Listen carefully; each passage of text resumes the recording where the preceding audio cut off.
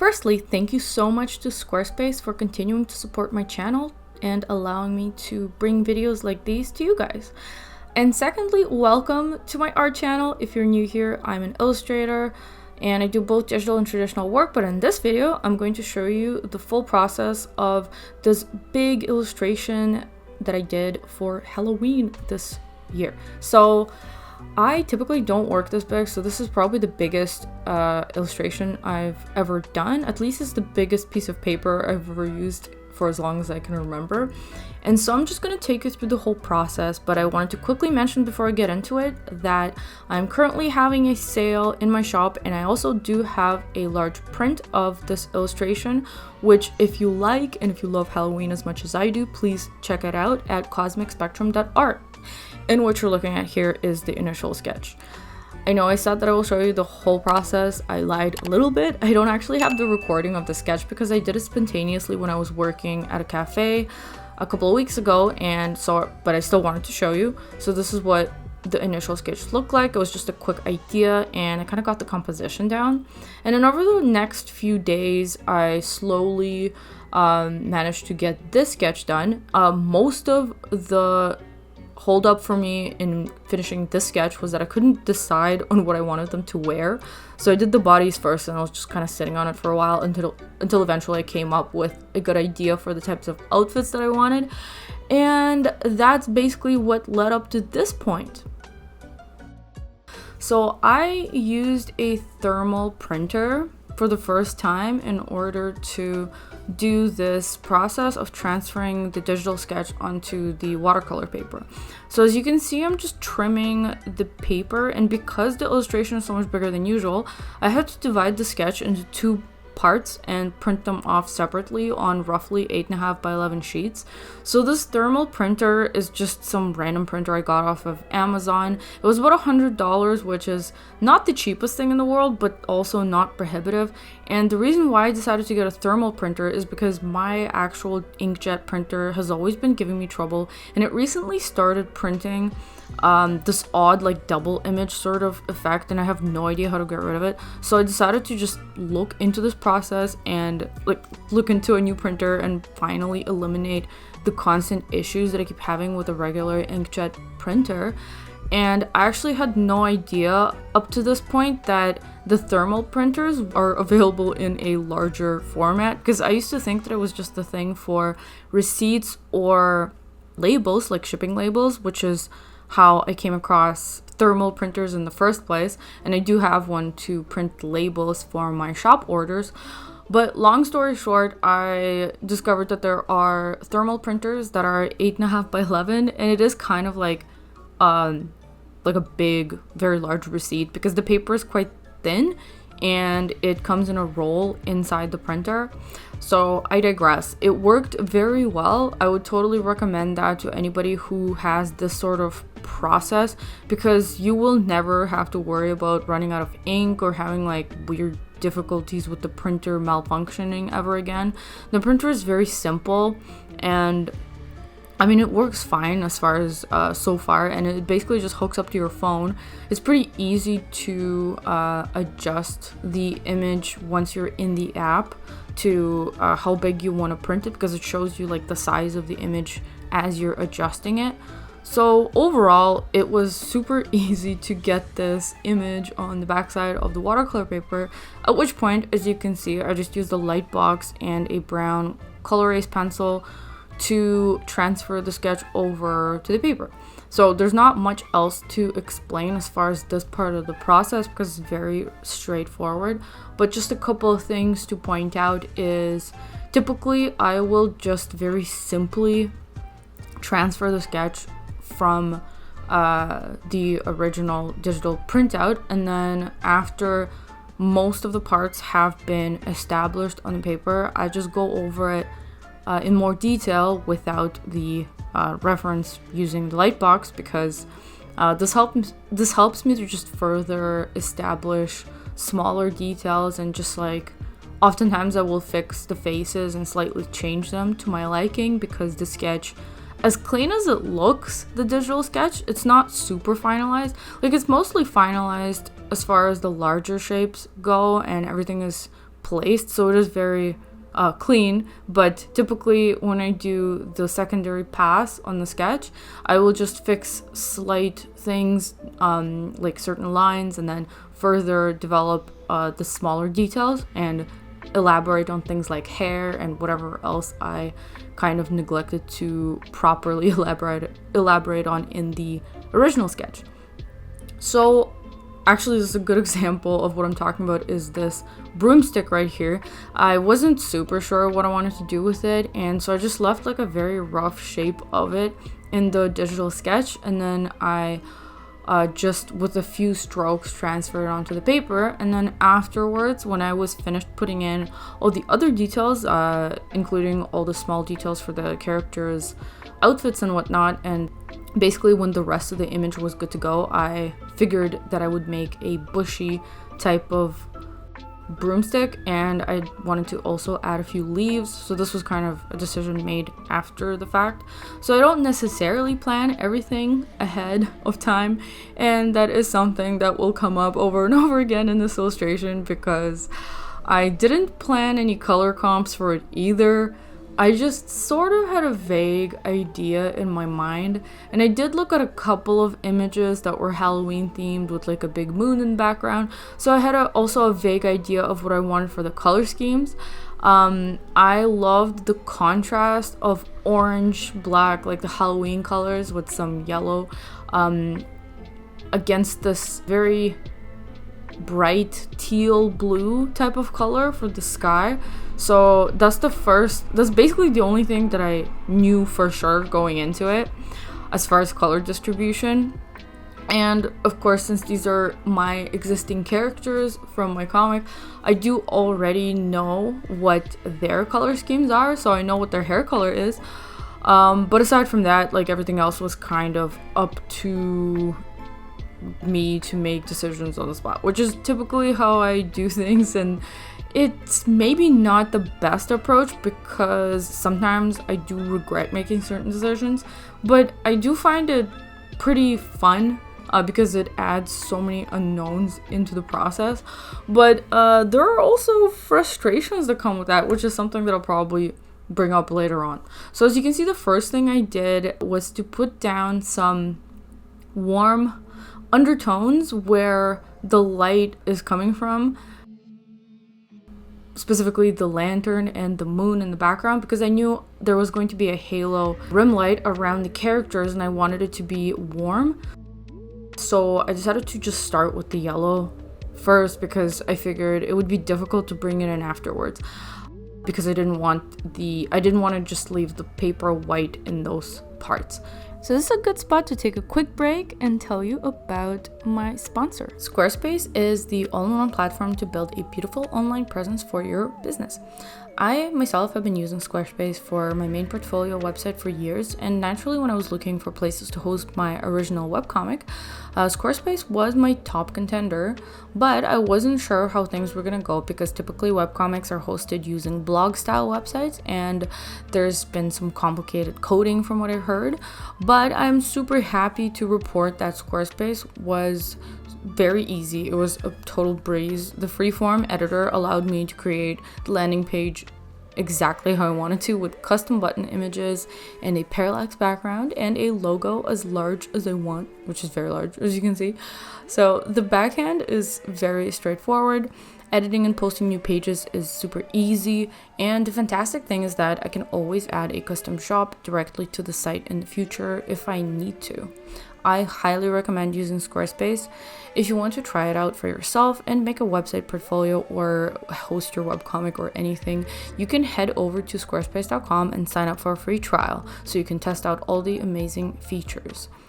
Once you're ready to launch your website, you can go to squarespace.com/cosmicspectrumart for 10% off your first purchase of a website or a domain. That's squarespace.com/cosmicspectrumart for 10% off.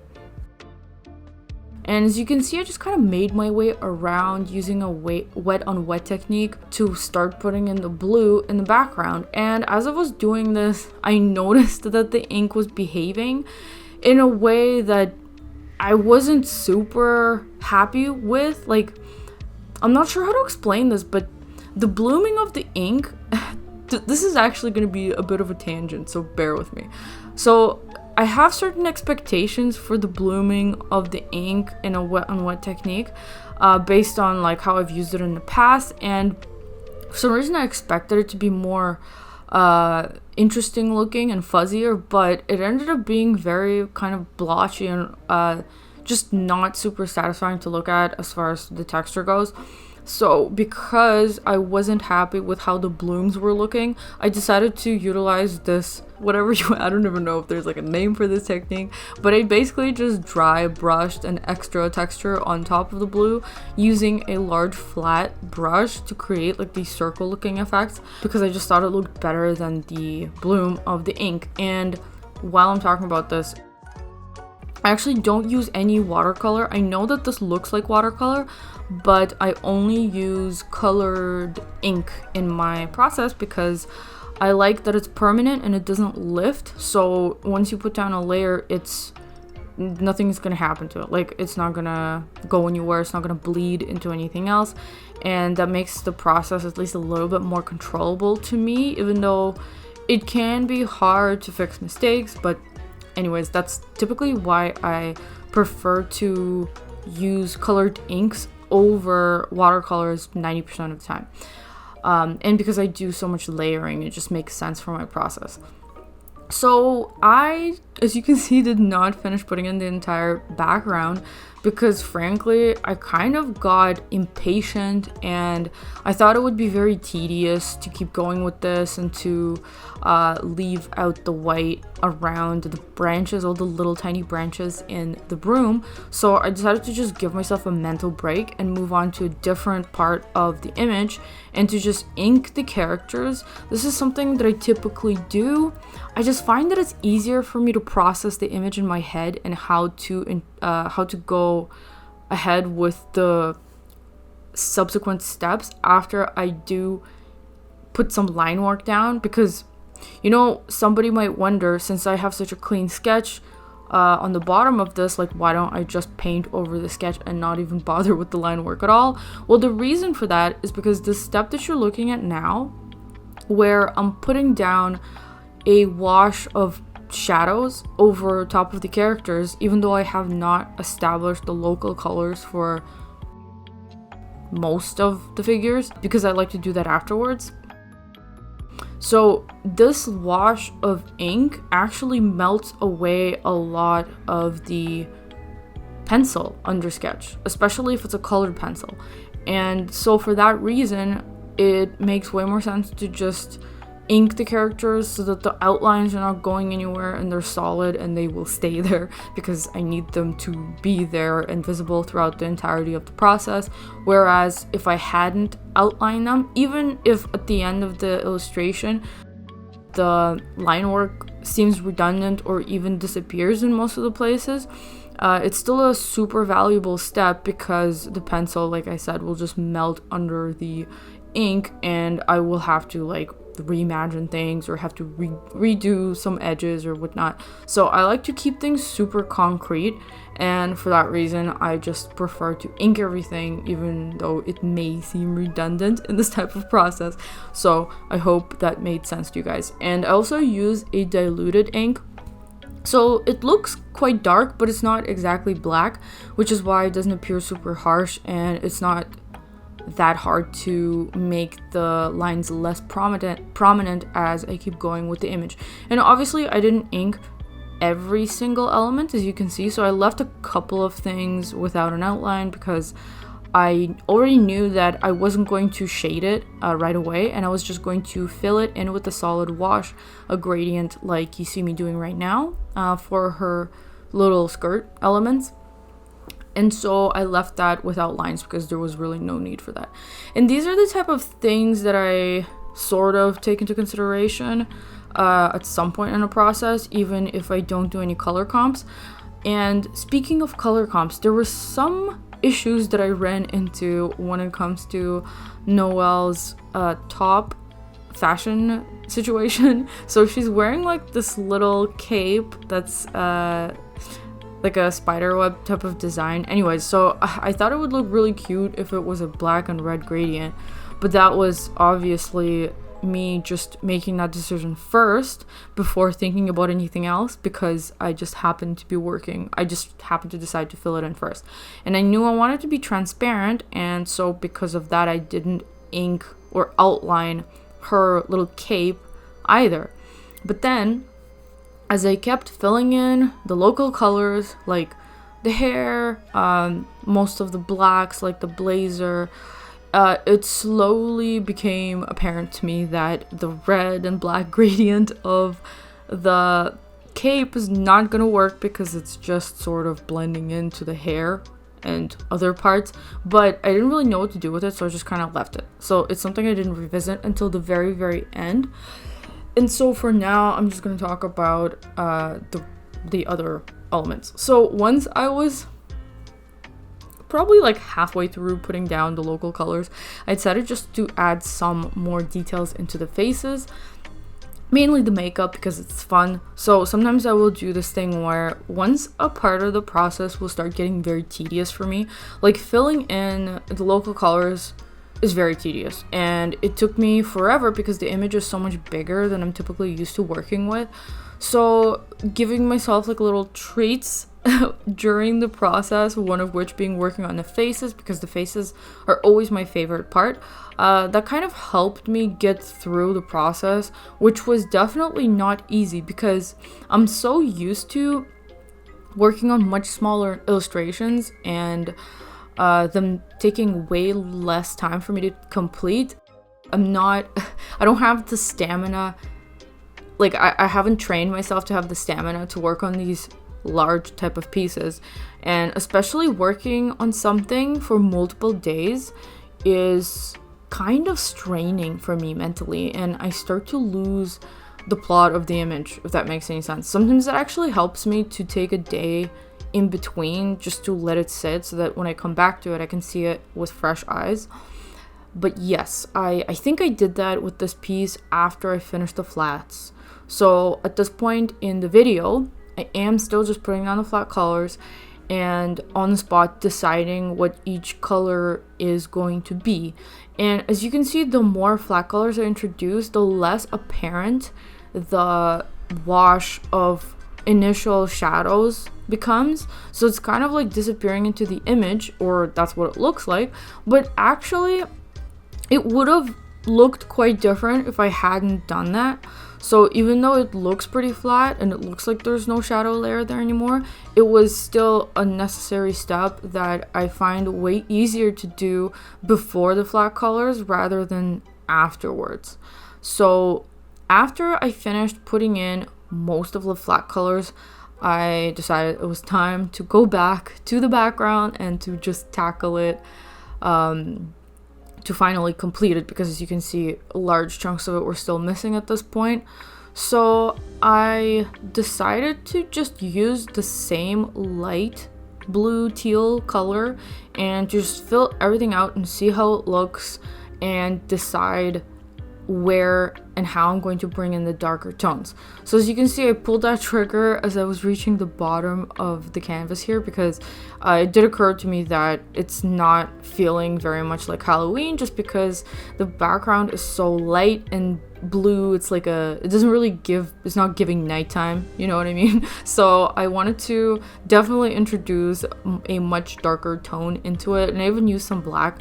So you can see all the inks actually that I'm using just surrounding my workspace over here, and for the most part I used Dr. P.H. Martin's ink in teal, and it does look very blue, and then I mixed some blues from my other inks into it to just kind of tweak the color. But yes, so the most tedious part of this drawing was probably this, just figuring out the background.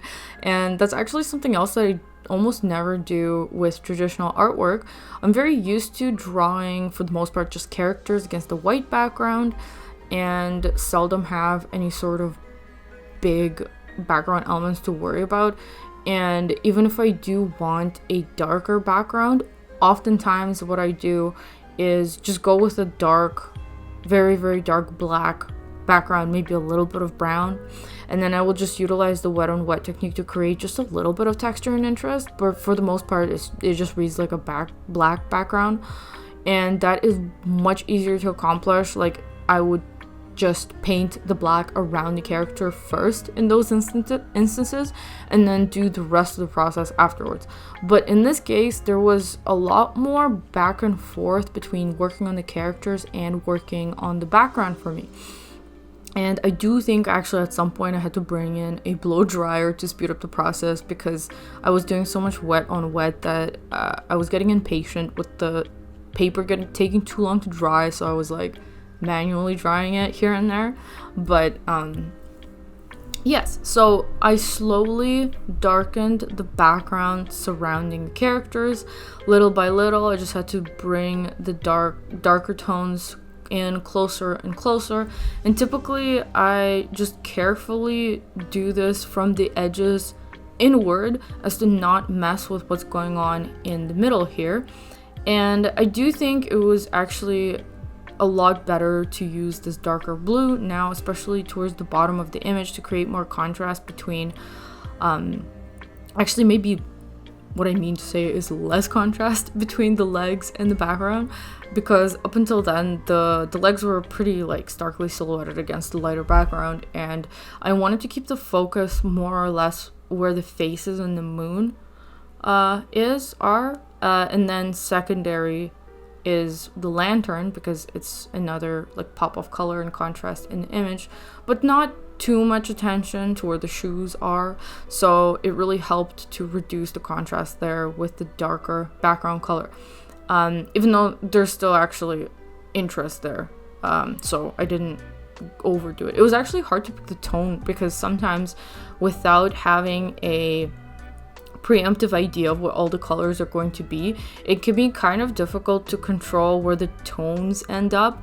So as I'm looking at it now, with the flats basically concluded, I was thinking about how I'm going to deal with all this middle gray type of situation with the tights and then the skirt flowing parts, and then as well as some of the elements up above and the broomstick. So that was all something that I was considering in my head, and this is one of the reasons why I decided to make her corset top red, is because initially I wanted to make it black and black would have probably looked better in relation to the cape that she's wearing, because now the cape is not only blending into the hair but also into her corset top.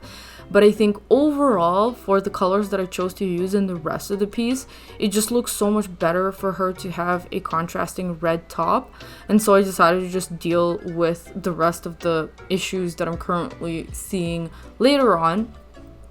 And so I brought in a few more layers of this blue cloud-like texture. At first it really reminded me of water drops, which like water droplets on the surface of like a puddle or something, which I thought was pretty cool. But then I decided to just put a little bit more work into it to make it look less like water drops and more like clouds, and I think it's somewhat successful. I wasn't trying to go realistic to any degree with the clouds or anything. I just wanted to create an overall impression, because I'm typically not really into rendering realistic backgrounds or background elements. I'd rather just focus on creating an impression of something rather than like looking up a reference of clouds and just trying to copy it into the image, if you know what I mean. And so that's the type of technique that I prefer to utilize. And once I was more or less finished with determining like where the background's going to be, what the tone is, I decided to just add a little bit more contrast between the background and her hair, because I thought it was also blending in a little too much, and I wanted for the hair to look more luminous against the sky. So I had to go over that one more time, and these are the more tedious steps of the process. And actually I left out those parts of the hair, like the strands that are behind her, not inked, because I knew that in order to preserve this luminous effect, I should probably avoid lines. So when I do the initial character line work, I do take things like that into account. So because I I knew that I wanted the hair to look fluffy and lit from behind, and I knew that it would be difficult to mask the lines out afterwards if I did put them in.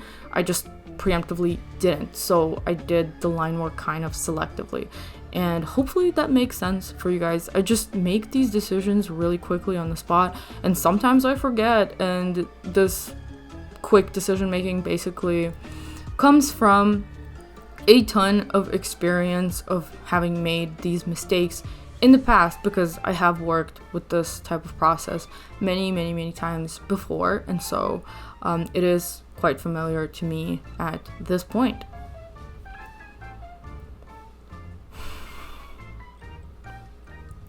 So just the finishing touches on the background here are me mimicking the same dry brush effect that I got with using the big flat brush, just to bring in a little bit more interest into the parts of the background where I thought it looked a little bit too boring and flat and even.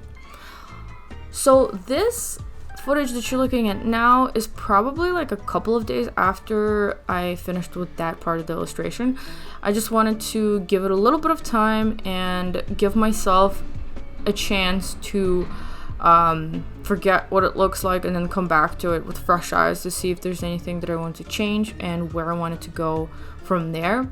So when it came back, the first thing I decided to do was to make a lot of design and texture, like bring a lot of design texture elements into the fashion, I guess the clothing or whatever. So I thought about what kind of extra little details I can add. So I'm just basically going around the image and adding little things where I think they would look good. And so for the tights, obviously I made kind of like a lacy design, and I added a bunch of details to the ribbons. And then I'm still at this point really unsure of what I'm going to do with her cape that's blending into the top and the hair, but the only thing so far that I changed to it was obviously add the spiderweb design to it, which I think helped a little, but it still definitely wasn't enough, because when I stepped away from the painting, it was still blending in just as much as it did before. So I retroactively added line works around it, and then it wasn't enough. So I decided to put it off and figure out what to do with it later. So after I did all the little details and used the micron for the precision little black design elements here and there, I figured it was time to move on to the next step, which for me is bringing in the colored pencils. Specifically, I use the Prismacolor, Faber-Castell Polychromos pencils, and this last step of just polishing and adding shading and like extra lighting shadow elements into the artwork usually takes a couple of hours. And even though it makes such a huge visual impact on the illustration, you'd be surprised at how little actual pencil goes on top of this. So it's very similar to when I used to just do everything in ink and then scan an illustration in and then do the rest of the work digitally to just add more textures and finalize elements digitally. If I would just isolate that one layer of adjustments, it would be very few as far as coverage of the canvas, but like very few strokes in the grand scheme of things, but it would make a huge difference. So this is very similar, where I'm pretty selective about where to put the pencil and how to use it, but in the end it actually just makes a massive impact. So I, for the most part, I think can classify this step as bringing in the ambient occlusion lighting.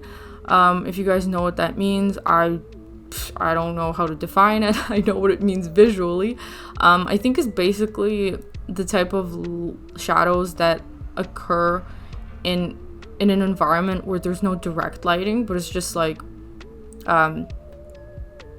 yeah, I don't know how to define this. If somebody knows how to define ambient occlusion, please do so in the comments. So you can probably explain it better than I can. But this this type, or this, I guess, step in an illustration, some people do this actually first before they even do colors. I've seen a lot of digital artists have this process. For me, I definitely prefer to do it last, like you see now, but I don't do that one step. I mix this ambient occlusion situation with also adding atmosphere and like small details like the rim lighting from the light sources, just to enhance, and also to add some of the bounce lighting to the legs. As you can see, a lot of the blue, like I'm bringing a lot of blues into the figures now, so then they read as part of the environment and they're not super starkly contrasted with the sky without any blues being part of the figures. So these are kind of just the things that I figure out on the spot. And even though I tend to try to use logic in terms of where light is coming from, how it might hypothetically interact with the materials, or where it might fall, for the most part, I'm not really seeking this realistic look. Instead, what I'm seeking is something that just looks nice and pleasing to the eye, and that is satisfying to look at. So this is basically me saying that I'm sure there are errors and inaccuracies when it comes to the drop shadows or the lighting or whatever, and maybe there are shadows missing, but I mostly operate based on what I think looks good, and if I don't think that something needs more to be added, then I just don't do it, even if it might technically make sense to add more shadows around figures, if you know what I mean. So it's just a little bit of column A, a little bit of column B when it comes to making these artistic choices, and for them, they're mostly informed by aesthetics and not like science or whatever else you might want to call that. So yeah, I used very few colors in the end for finishing up this illustration.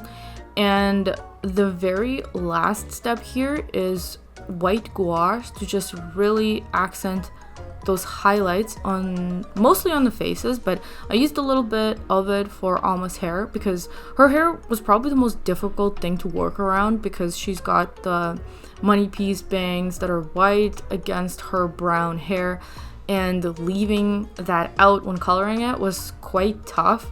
Like, I wasn't able to do it as accurately as I wanted to, and it's way easier to draw her hair digitally, but I knew that I could always utilize the white gouache to kind of fix most of those errors. And honestly, looking back on this process, I think I could have probably spent more time with gouache, maybe used more of the white gouache and mixed a little bit of color in there, because when I scanned the image afterwards and I added some finishing touches digitally in it, I could honestly see how I could have probably done that on the paper and not necessarily digitally.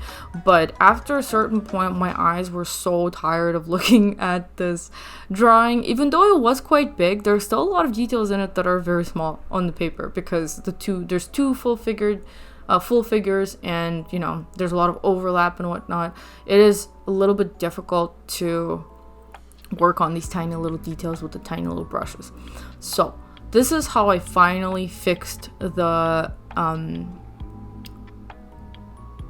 cape situation. I decided to just add purple into the mix.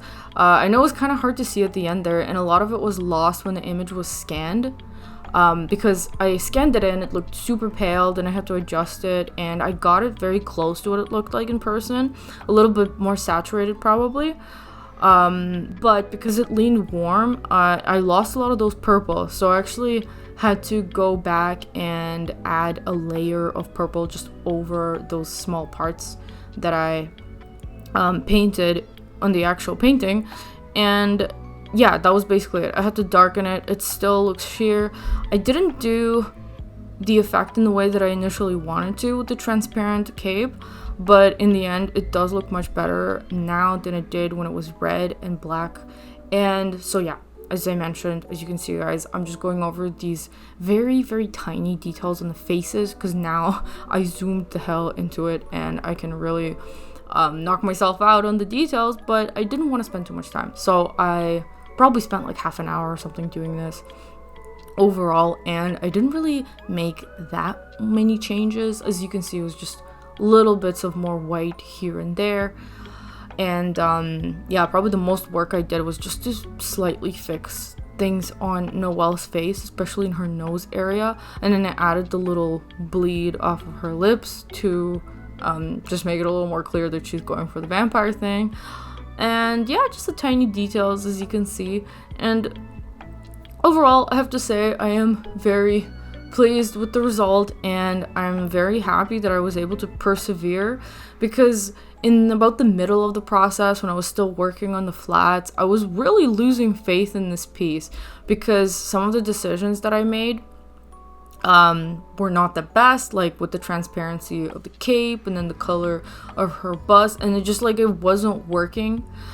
So I wasn't sure if it would actually look good and satisfactory enough to me in the end, but with enough perseverance and a little bit of touching up here and there, it really ended up working out. And I think the colors came together super well, and I think the purple is kind of what the piece was missing. So in the end, I'm super happy to share this biggest painting that I've done basically ever as far as my own original work is concerned, and I'm really hoping to do more of these in the future. I hope you guys enjoyed watching this process, and I hope you learned something new about the techniques that I use that you could maybe bring into your own illustrations. And like I mentioned earlier in the video, I do have a big shop sale right now, and you can pick up a print of this illustration there as well. I decided to make big prints as an exception to my regular 8.5 by 11 one, so please check it out if you want to support my channel and support my work. Thank you for watching, and I will see you in my next video. Bye!